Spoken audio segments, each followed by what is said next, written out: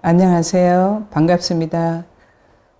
저는 전남 무안에 있는 봉불사 내에 명상심리상담센터 쉼의 원장을 맡고 있는 지호입니다. 오늘부터 여러분과 4번에 걸쳐서 명상에 대한 전반적인 것을 같이 공부해 보려 합니다. 요즘 아주 명상이 세계적인 트렌드가 돼서 대세라고 하죠. 오히려 동양에서 수행자들의 수행 방법으로 시작했던 명상이 지금은 이제 서구 유럽에 퍼져서 오히려 유럽에서 더 많은 명상 인구가 생기고, 유럽 사람들은 너 지금 명상 공부를 해? 안 해? 하는 물음을 가지고 이 사람의 의식 수준이 어느 정도인가를 측정할 정도로 그렇게 명상이 대세가 됐다고 그래요. 지금은 심리 치료가 발전해 온 역사를 보면 지금을 제3의 물결 명상 시대라고 말합니다. 1950년도에 행동주의 시대, 치료 시대를 1세대라고 그러죠. 대표적인 학자로는 스키너나 파블로 같은 사람들. 이 사람들은 외부 자극과 반응에 초점을 맞춰서 인간의 학습된 행동에 초점을 맞추는 치료 기법을 했었죠. 그걸 제1세대 행동치료 시대라고 했습니다. 그 다음에 1970년대부터 90년대까지는 제2세대 인지행동치료 시대가 도래했어요. 그때는 사람의 행동이 생각에서 비롯된다. 그래서 인간의 문제는 잘못된 생각, 사고에서 비롯된다라는 이론을 가지고 심리 치료를 했던 시대가 인지행동치료 시대죠. 그래서 아론 백이나 앨리스 같은 사람들, 그래서 이런 사람들이 이제 비합리적인 신념 또 ABC 이론을 대표하는 학자들이고, 제3의 물결이 지금 명상치료 시대가 바야흐로 도래했습니다. 그러면 인지행동치료에서 왜 명상치료 시대가 도래했을까요? 자, 그래서 인지행동치료 시대에는 굉장히 통제적이고 관리적인 방법을 썼었습니다. 가령 생각을 바꾸려고 했고, 행동을 바꿔야 된다고 그래서, 가령 불안한 사람이 노출기법, 불안한 걸 한번 해봐라. 그래서 그걸 극복하게 하고 생각도 바꾸게 했죠. 그런데 그것으로 인해서 오히려 더 부작용이 많이 오고 더 불안해지고 했던 그런 사례를 발견한 겁니다. 그래서 그것의 보완 기법으로 나온 것이, 더 발전한 것이 지금 명상 치료 시대가 왔죠. 그래서 명상 치료 시대에는 제일 대표적인 주자가 존 카bat-진 교수예요. 존 카bat-진 교수님은 우리나라 숭산 스님의 제자라고 말씀하십니다. 본인이. 그런 것처럼 우리나라의 불교 기법이 존 카bat-진 교수한테 전해지면서 존 카bat-진 교수는 미국식으로 명상을 굉장히 체계적이고 과학적이고 또 의료적인 방법으로 많이 개발을 해냈죠. 그래서 MBSR, MBCT, ACT, DBT 이런 것들이 전부 명상에 기반한 치료 기법이 지금 세계적으로 널리 알려지고 있는 것이 바로 이 명상 치료 시대입니다. 그래서 인지행동치료 시대에 했던 통제적이고 관리적인 태도를 벗어나서 수용적이고 그리고 통합적인 방법으로 쓰자. 바꾸려고 하지 말자. 바꾸려고 하니까 더 부작용이 많더라. 그래서 그걸 그냥 그대로 받아들이고, 그래서 내가 지금 불안해요. 내가 지금 화가 났어요. 그걸 고치려고 하지 말고 수용하고 받아들임으로써 부작용이 더 적더라 해서 한 것이 지금 명상 치료 시대입니다. 그래서 이 수용적이고 통합적인 측면을 강조하는 기법이죠. 그래서 문제를 없애기보다는 있는 그대로 받아들이기 기법. 그래서 감정이나 생각을 누르지 말고 관찰하고 흘려보내는 이게 명상 치료 시대가 됐는데 이게 지금 온데 뭐 여러 방면으로 다방면으로 다 이 기법이 굉장히 효과적이고 뭐 기업이면 기업, 병원이면 병원, 학교면 학교 이런 데서 모든 데서 이 명상 기법을 적용해 보니까 효과가 너무 좋다는 거죠. 그래서 지금은 이렇게 명상 치료 시대가 돼서 우리 한국보다는 유럽 쪽에서 더 많이 명상이 지금 아주 보편화되고 특히 또 엘리트들이 명상에 많이 심취하고 하고 있답니다. 우리나라는 지금 명상을 다시 역수입하고 있죠. 존 카bat-진 교수의 MBSR이나 뭐 MBCT나 액트나 이런 걸 오히려 미국에서 다시 받아들이고 있습니다. 네, 그래서 지금 이제 명상의 현주소는 이 정도로 알아보셨고, 그럼 왜 명상인가를 한번 생각해 볼까요? 우리는 모두 행복하기를 원합니다. 누구든지 지금 열심히 부지런히 사는 것은 행복하기 위해서죠. 근데 행복의 조건에 대해서 우리가 생각해 보셨나요? 행복의 조건은 뭘까요? 보통의 사람들은 행복의 조건이 첫째, 돈, 그 다음에 권력, 그 다음에 명예, 사랑, 건강, 뭐 이런 것들이 있으면 행복할 것 같이 생각하죠. 우리 모두 그렇지 않아요? 그런데 과연 이런 것들이 정말 우리를 행복하게 해줄까? 이것들이 행복의 조건일까? 우리는 한번 생각해 볼 시간을 갖는 것이 도움이 될 것 같아요.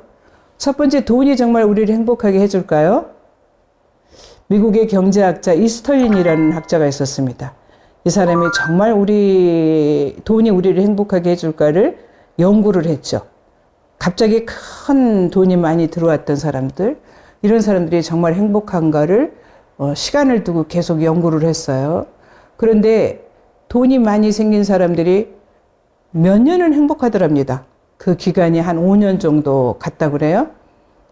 그런데 5년이 지나면 다시 옛날에 그 돈이 생기기 전에 그때의 행복점으로 다시 돌아가더라는 겁니다. 그래서 이걸 행복의 기준점 이렇게 했어요.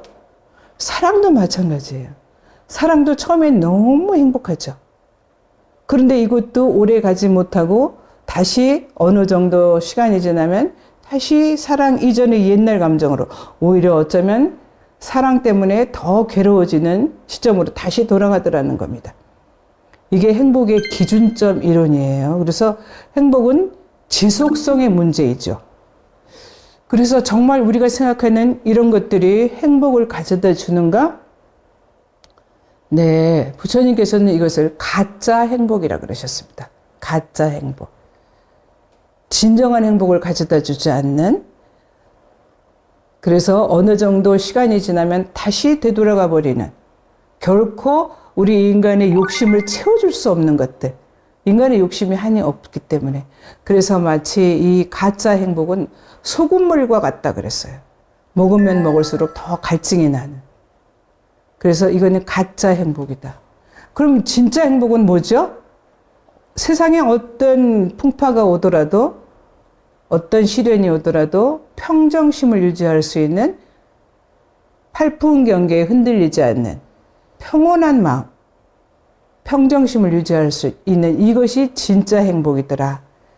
그래서 가짜 행복과 진짜 행복을 우리가 확실하게 구별할 수 있다면 우리는 행복이라는 가짜에 속지 않게 되겠죠. 그런데 여기서 보통의 사람들은, 거의 많은 사람들이 가짜를 진짜의 행복을 가져다 줄 줄 알고 거기에 매달리고 전념을 다하지만 이것은 끝까지 우리들한테 진정한 행복을 가져다 주지 않는 걸 우리가 정말 다시 한번 명심을 하셔야 될 부분이고, 그래서 진정한 행복은 평정심, 진정한 평화에 이르는 것이 없어지지 않는 진짜 행복이다 라는 개념을 가지고 명상을 시작하면 좋을 것 같아요. 네, 그래서 왜 우리가 지금 명상인가에 대해서 한번 생각해 봤고요. 그러면 이제 명상이란 무엇인가?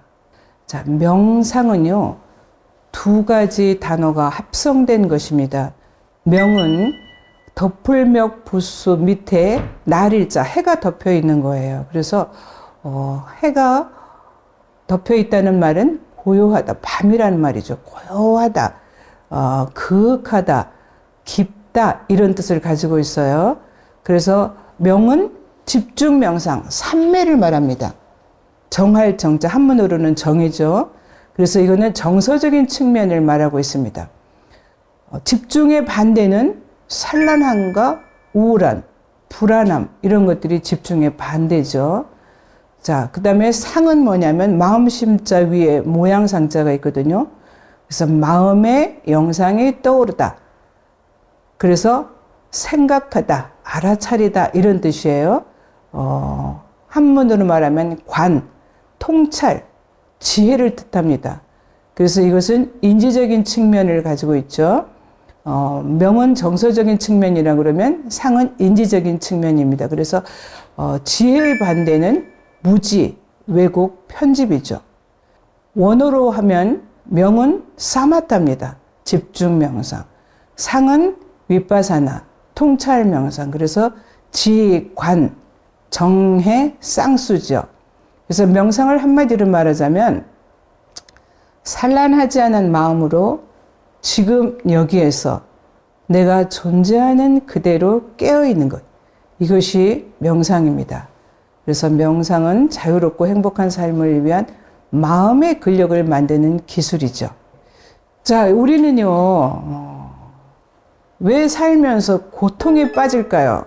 왜 우리는 괴로움을 느낄까요? 마음의 작동 원리를 아는 것이 왜 우리가 명상을 해야 되는지 이해하는 초석이 될 것 같습니다. 자, 여기 그림을 한번 보시기 바랍니다. 구멍이 5개가 난 요 옆에는 원숭이 한 마리가 있습니다. 자, 원숭이가 그런데 정신 나간 원숭이입니다. 이 정신 나간 원숭이를 박스 속에 넣는다고 생각해 봅시다. 자, 여기 5개의 구멍은 바로 우리의 오감을 말합니다.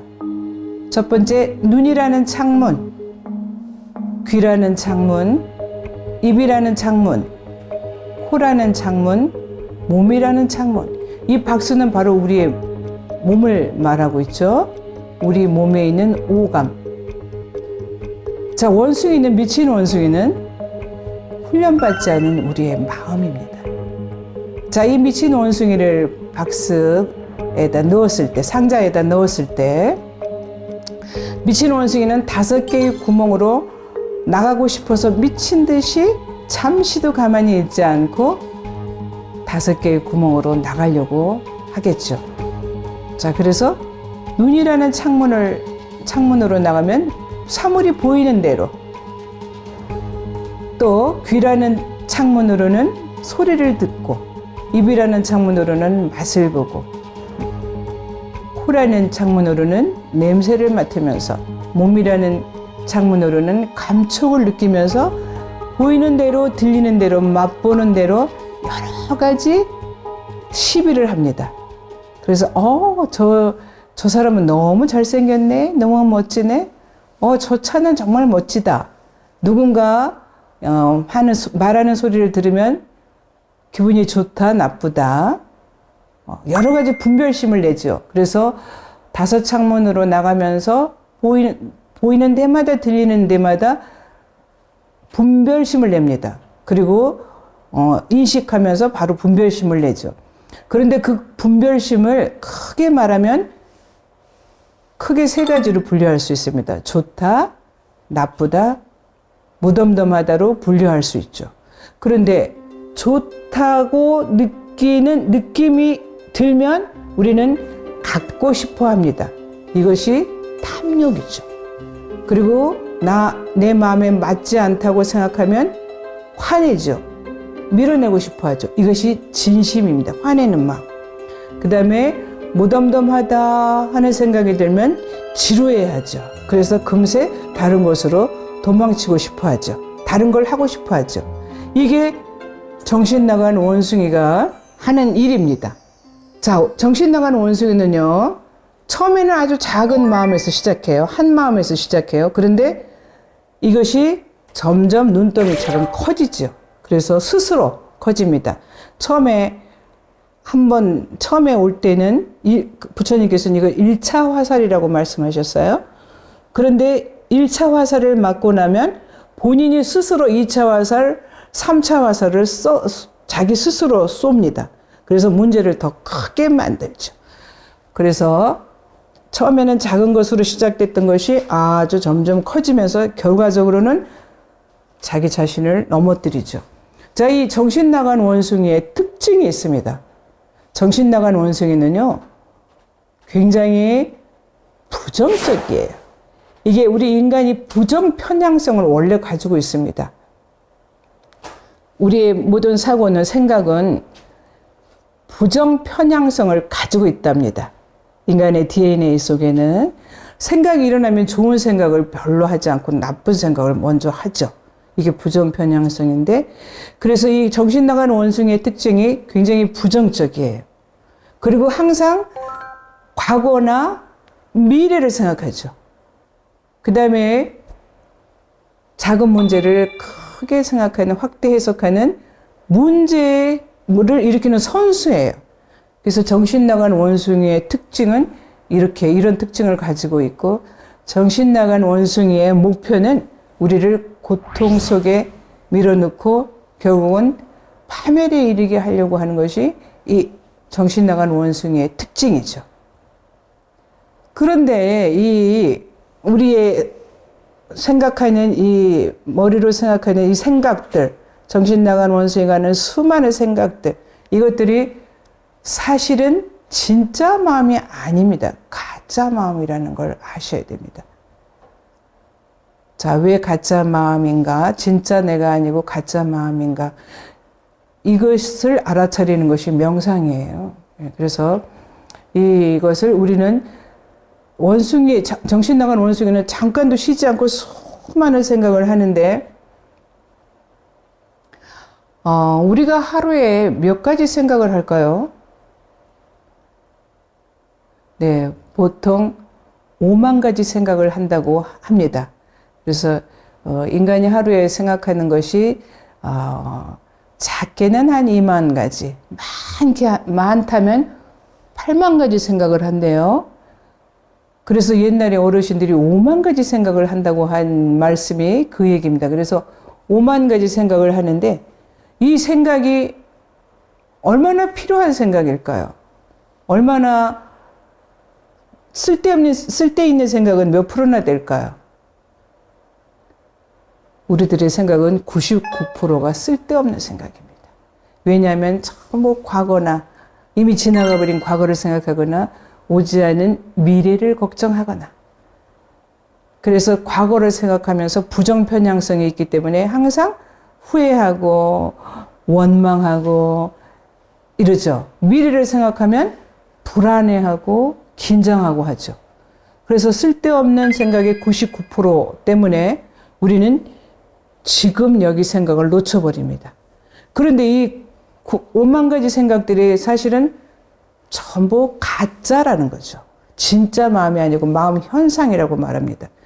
그래서 물거품처럼, 바다에 일어나는 물거품처럼 실체가 없는 공한 것이라는 것을 우리가 이해하신다면, 우리가 생각이라는 것이 얼마나 우리를 힘들게 하는가, 우리를 고통스럽게 하는가. 그런데 그 생각들이 전부 쓸데없는 생각이고 고통스럽다는 걸 이해하신다면, 이제 그러면 명상하는 의미를 아실 거예요. 그러면 이제 이 많은 생각을 어떻게 다스릴 것인가, 쓸데없는 99%의 생각을 어떻게 다스려야 되는가. 네, 어떤 분이 너무 지금 아주 굉장히 사업의 실패로 괴로워하시는 분이 이 생각을 좀 안 했으면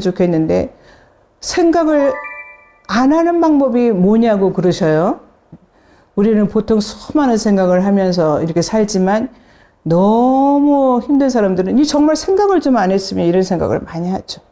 특히 우울증이 오거나 막 그 굉장히 심각한 빚에 시달리거나 이런 사람들은 이 생각 좀 안 했으면 하는 생각을 많이 하죠. 근데 그 생각을 다스리는 것이 또 명상입니다. 자, 보세요. 자, 이 그림을 보십시오. 네. 원숭이가 잠시도 쉬지 않고 5 창문으로 나가려고 몸부림을 치죠. 이 원숭이를 길들이는 것이 집중 명상입니다. 자, 이 소란하게 뛰는 미친 듯이 날뛰는 원숭이를 5개의 감각의 창문에다 묶어두는 것이 이게 집중 명상입니다. 그래서 제일 기본이 몸이라는 감촉에서 일어나는 호흡과 바디 스캔 또 걷기. 그래서 이 5개의 창문에 원숭이를 알아차림이라는 밧줄로 묶어 놓는 것이 집중 명상이에요. 그래서 처음에는 호흡이라는 창문에다가 날뛰는 원숭이를 알아차림의 밧줄로 묶어 놓는 거죠. 이게 호흡 명상입니다. 그 다음에 귀라는 창문에 미친 원숭이를 알아차림의 밧줄로 묶어두는 것이 듣기 명상입니다. 자, 그러면 훈련받지 않은 정신 나간 원숭이, 마치 이것은 이제 시무도에 나오는 고삐 풀린 소하고 똑같아요. 그러니까 우리 마음이 얼만큼 훈련되지 않아서 지 멋대로 노는지, 미친 원숭이에 비유한 거나 고삐 풀린 소에 비유한 거나 똑같죠. 그래서 처음에는 그 마음을 길들이는데 가장 기본이 되는 것이 호흡입니다. 호흡은 부처님의 수행법 중에서 아나빠나사티라고 해요. 아나는 들숨이고 아빠나는 날숨이거든요. 그래서 그 둘을 합친 것이 아나빠나사티. 그래서 들숨과 날숨의 마음 챙김인데 모든 명상의 기본이 호흡 명상입니다. 부처님은 대념처경에서 분명하게 말씀해 놓으셨거든요.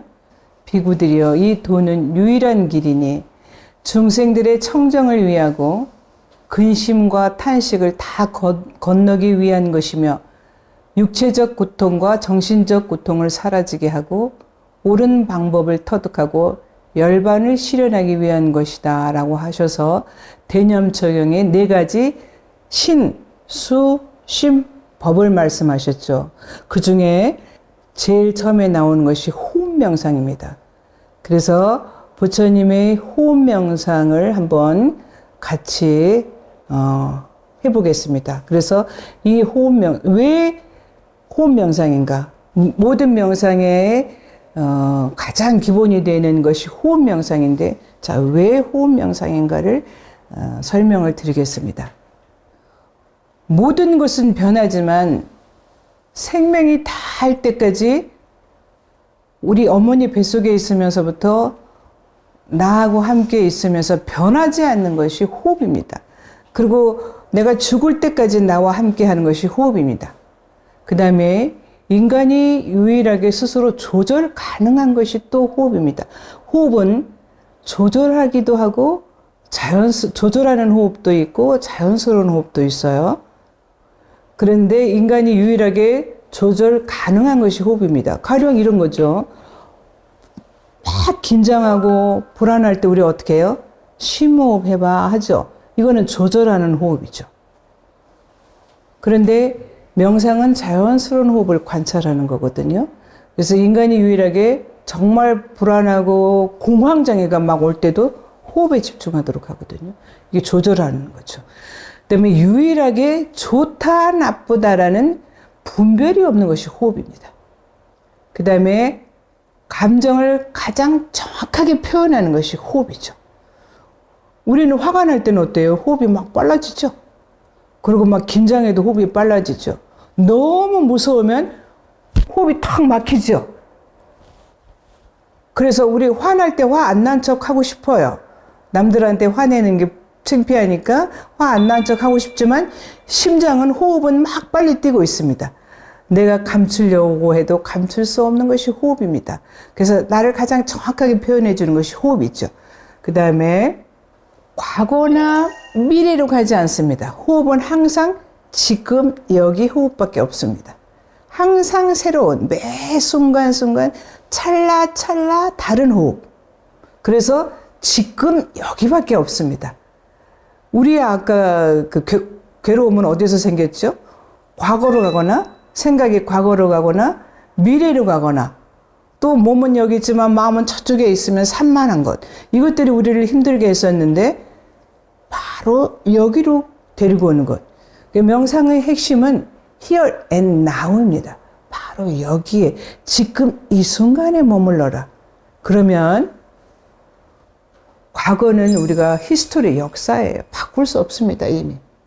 미래는 미스테리라고 그랬습니다. 올지 안 올지 모릅니다. 그런데 현재는 프레젠트, 선물입니다. 그래서 여기 이 순간 지금 내가 있는 곳에 집중하면 선물처럼 고요와 평온에 이르게 하는 것. 이것이 명상의 핵심이거든요. 근데 항상 호흡은 지금 여기밖에 없습니다. 그래서 모든 명상의 기본이 호흡 명상이죠. 그래서 호흡에 집중을 하시면 저절로 마음이 고요하고 평온해지고 불안하고 산만했던 마음들을 편안하게 집중하게 하는 것이 호흡 명상입니다. 그래서 호흡 명상은 집중력을 굉장히 키워주고 그리고 스트레스를 해소할 수 있고 그래서 창의력도 막 나오는 것이 바로 이 호흡 명상이거든요. 부처님께서는 그래서 대념초경에 이렇게 말씀하셨어요. 자, 호흡이 길면 길다고 알아차리고 짧으면 짧다고 알아차리고 길게 들이쉬면 길게 들이쉬는 걸 알아차리고 짧게 들이쉬면 짧게 들이쉬는 걸 알아차려라 라고 말씀하셨어요. 네. 그래서 한번 호흡 명상을 같이 해보려고 합니다.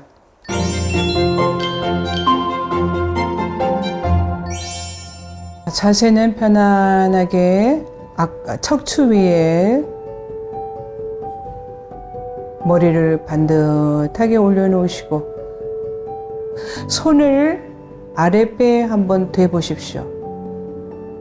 그리고 몸의 긴장을 풉니다. 뒷목이나 어깨에서 긴장이 느껴지는지 한번 느껴보세요. 뒷목이나 어깨에서 긴장이 느껴지면 긴장을 푸십시오. 몸의 모든 긴장을 풉니다. 그리고 아랫배에 손을 올려보세요. 배꼽 주변에 손을 올려보십시오. 자, 가만히 느낌을 느껴보십니다. 자, 아랫배의 느낌이 느껴지시나요? 호흡은 절대 의도적으로 하지 마십시오. 가만히 놔두세요. 가만히 놔두시고 그냥 배만 느껴보세요. 아랫배가 오르락 내리락 하는 게 느껴지시나요? 자, 여러분이 숨을 들이쉬기 때문에 아랫배가 부풀어 오른 겁니다.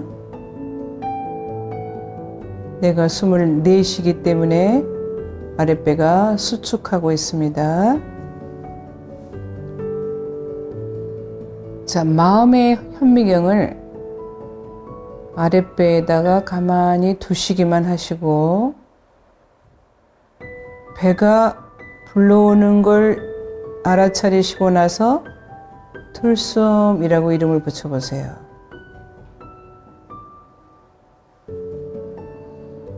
배가 내려가는 걸 느끼시고는 날숨하고 이름을 붙여봅니다. 호흡은 매 순간 다른 호흡입니다.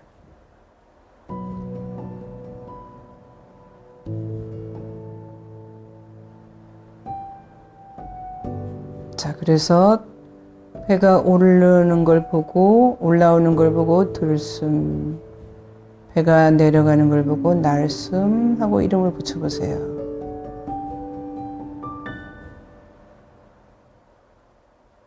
호흡이 길게 들어오는지 짧게 들어오는지 길게 나가는지 짧게 나가는지 느껴보세요. 호흡을 절대 조절하지 않습니다. 호흡은 자율신경계가 알아서 합니다. 나는 다만 호흡을 관찰할 뿐입니다.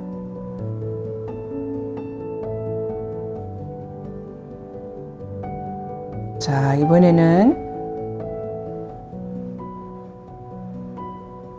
오른손 검지손가락을 들어서 내 코 밑에다 한번 대보세요. 자, 코 밑에 검지손가락을 한번 가깝게 대보십시오.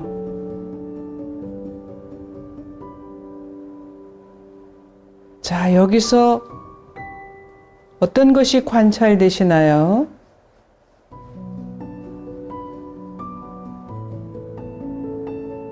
자, 호흡은 절대 내가 조절하지 않습니다.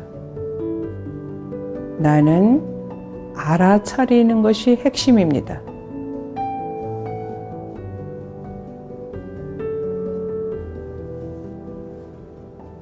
자, 코끝에서 공기의 흐름이 느껴지시나요? 코끝에 들어오는 공기는 시원하고 나가는 공기는 따뜻한 것이 느껴지시나요? 네, 이렇게 호흡을 관찰만 합니다. 우리는 절대 호흡을 조절하지 않습니다. 자, 이제 손을 내리셔도 좋습니다. 그렇지만 마음의 현미경은 코끝에 집중해 있습니다. 자, 모든 마음을 다해서 코끝에서 공기에 들어오고 나감을 놓치지 마시고 인식하십시오. 자, 마음은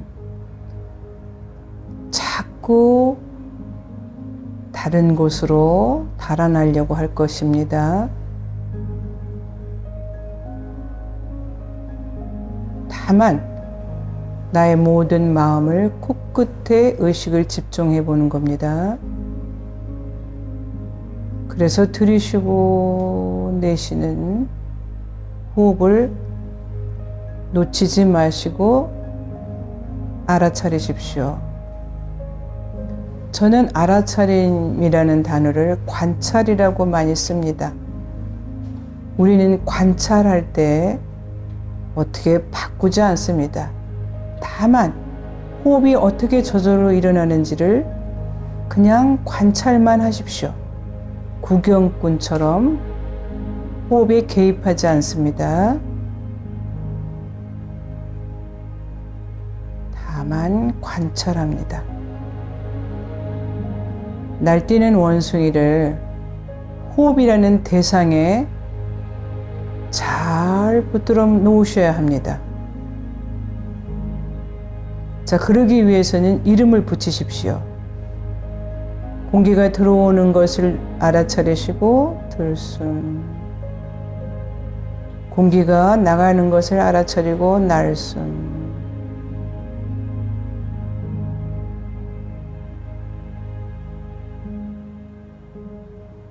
호흡에 이름 붙이기. 자, 마음은 자꾸 생각은 다른 데로 달아나려고 할 겁니다. 달아나는 마음을 나는 자꾸 호흡으로 데리고 오셔야 합니다.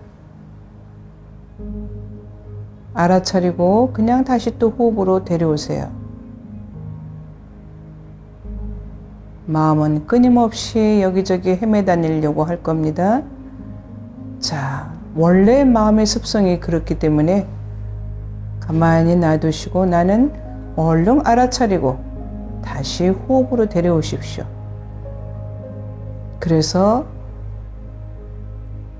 고삐 풀린 망아지, 잔망스러운 원숭이를 호흡에다 붙들어 매는 겁니다. 알아차림이라는 밧줄을 가지고 호흡이라는 대상의 원숭이를 훈련하고 있습니다. 길들이고 있습니다. 자, 이번에는 호흡을 숫자를 붙이는 수식관을 해볼까요? 자, 들이쉬고 내쉴 때 호흡이 다 나가고 나면 하나 하고 숫자를 붙입니다. 다시 들이쉬고 내쉬고 다 나가고 나면 둘, 셋,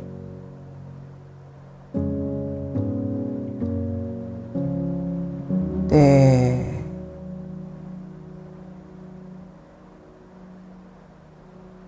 다섯,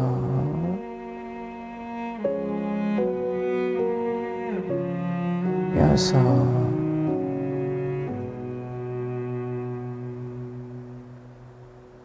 일곱,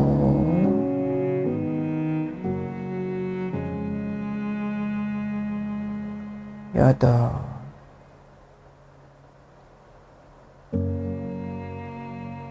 아홉,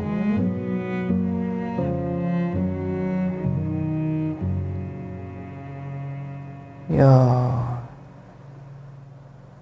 다시 하나부터 시작합니다. 하나,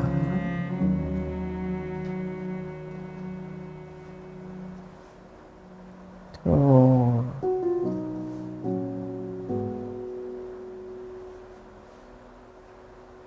셋,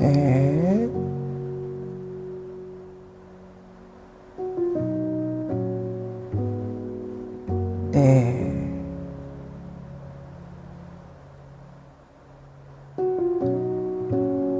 다섯,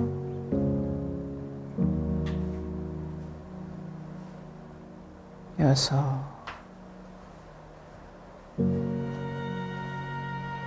일곱,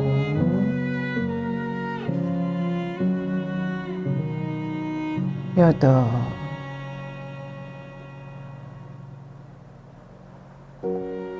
아홉,